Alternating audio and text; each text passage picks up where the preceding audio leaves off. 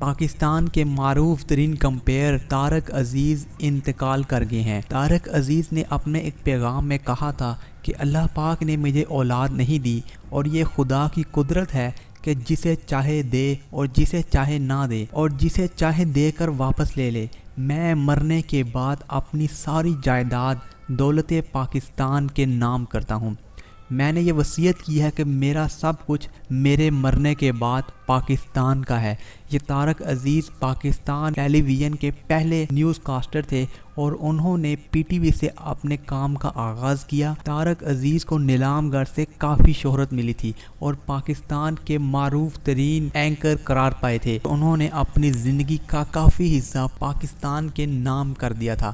دوستو اگر آپ کو یہ ویڈیو پسند آئے تو چینل کو سبسکرائب کریں اور اس ویڈیو کو لائک ضرور کریں۔